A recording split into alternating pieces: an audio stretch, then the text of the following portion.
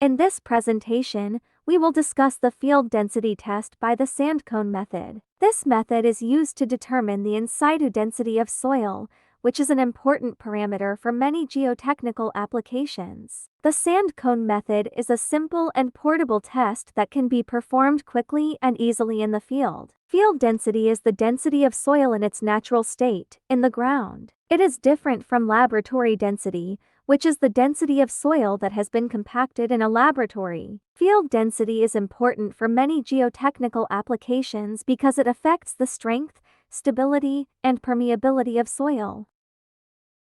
The sand cone method is a good choice for field density testing because it is simple, portable, and accurate. It is a good option for quick checks of soil density or for routine monitoring of compaction progress. Step 1. Determine the dry unit weight of the sand. Sand calibration method need to be used. Step 2. Determine the weight of a sand in cone. Sand calibration method need to be used. Step 3. Determine the maximum dry density end of soil, using Proctor compaction test. Step 4. Prepare the test hole and collect the soil sample and weight the sample. Step 5. Determine the volume of the test hole. Determine the initial weight before pouring sand to hole, equals 27,800 grams E. Determine the initial weight after pouring sand to hole, equals 19,782 grams F.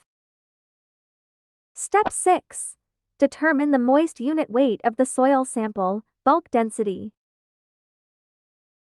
Step 7. Determine the moisture content of the soil, K. Step 8. Determine the dry density of the soil. Step 9. Determine the degree of compaction.